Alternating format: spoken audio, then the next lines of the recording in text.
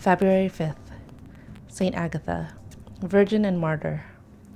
Born in Sicily of noble parents, Saint Agatha suffered dreadful torture at the hands of her persecutors, but she was healed on the following night by Saint Peter in a vision.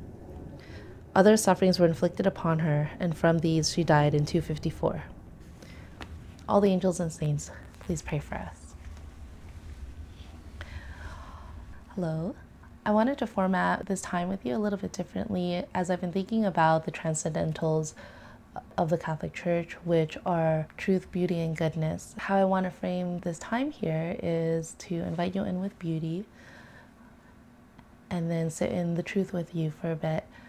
And then after that, we would leave with a call for goodness and go out into the world. So I have been thinking about martyrdom, especially since we just heard the story about St. Agatha's martyrdom, but more particularly the concept of white martyrdom in the Catholic Church, which is the unbloody sacrifice of one's life for the faith.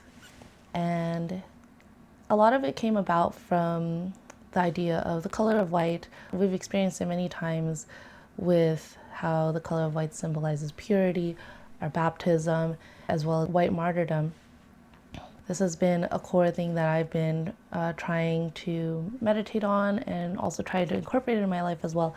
Especially as you can see, you might have noticed in my most recent videos, I've been starting to wear white more often.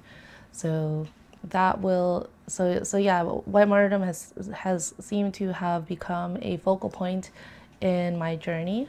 I wanted to share that with you.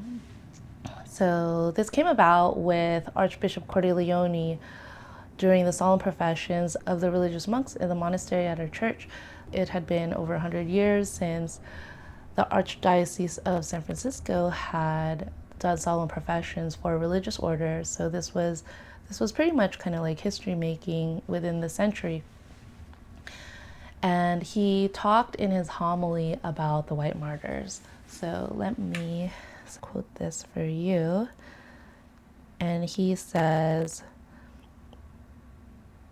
"The witness of white martyrs is also the seed of the church. We need them in our midst so that we ourselves will keep on task regarding our own vocation."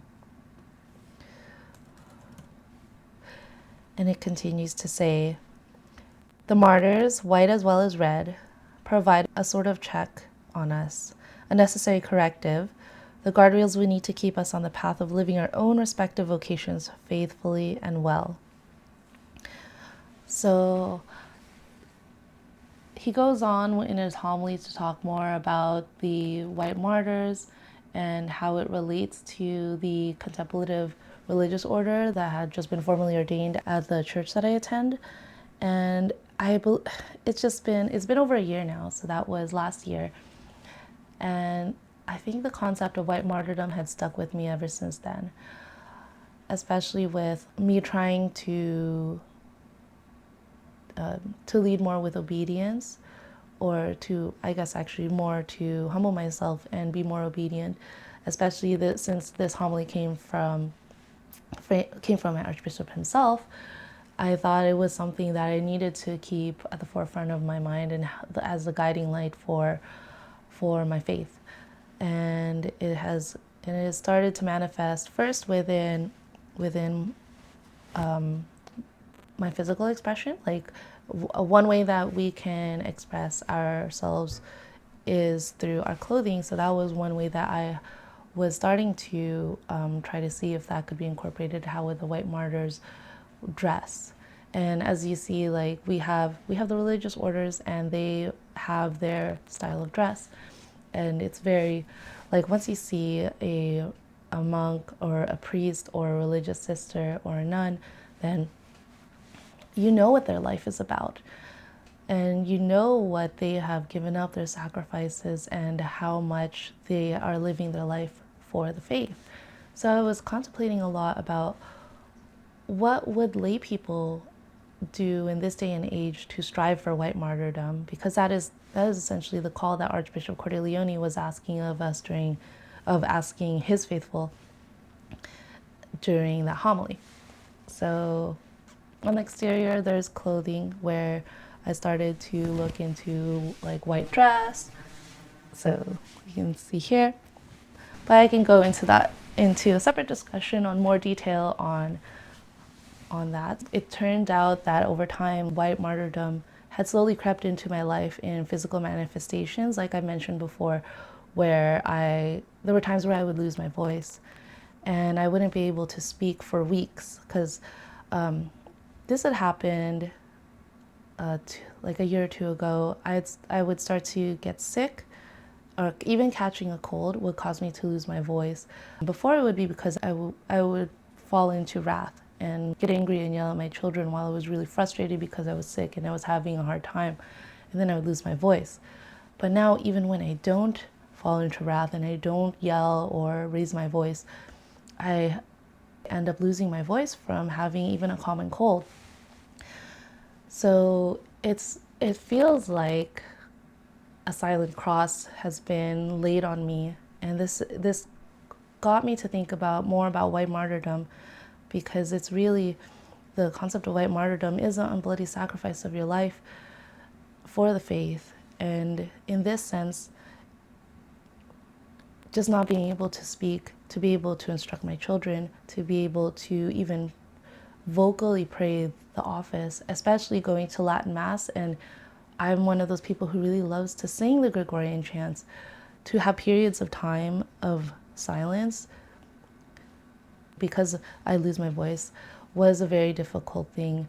And I realized that maybe this is like a call for white martyrdom, to really truly think about it in my life, because I will say it's very difficult, especially having two children who are little kids, both under the age of 5, and then also working as a software engineer. I actually do a lot of talking during meetings, a lot of collaboration with my coworkers, and then it would spill out over my obligations, but also the things that I wanted to do, like having these conversations with you.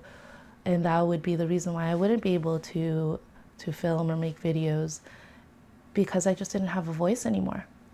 White martyrdom, at least for me, that is the truth that I've been living in, aside from just the white martyrdom of motherhood and also being a working mom. Those are all silent sufferings that we have that can be a part of a life lived as a white martyr. And one way that we can align that with Christ is to offer it up to Him. Like from our morning offering prayer, we offer up our prayers, our works, our joys and sufferings. So those are all the things that we can focus on offering up to Him as just simply a simple thing that we can do to strive for white martyrdom. And I've talked a lot about the suffering that I've had with losing my voice. And I've also mentioned many times the silent sufferings of being a mother and the difficulties of also being a working mom. But lately, despite it being more easy to think of offering up something to Jesus based on suffering rather than things like our prayers and our works, but I noticed for me, myself, lately I've just been offering up a lot of my joys, because my family and I have just recently come out of a very difficult, dark time, a very heavy cross of evaluating neurodivergence among my oldest child and having to deal with getting kicked out of Catholic school. Now that things have started to get better, I just noticed there's so much joy that could be offered up. And I was starting to think that maybe this is also part of the white martyrdom that Archbishop Cordileone was calling his faithful to do. So I wanted to leave you with a little bit of goodness. So the beginning was to bring you in with some beauty, and then to sit with you with some truth, and then for us to leave with a little bit of goodness. And I wanted to invite you to think of where parts of your life can be seen more in the lens of white martyrdom. Where in your life have you been challenged to offer up your life for the faith, whether it be a vocation, marriage, or responsibility as mother, husband, father, wife, or even if you're working. Yeah, I think we'll just sit with that, and maybe white martyrdom can be another guiding light. So thank you for taking the time.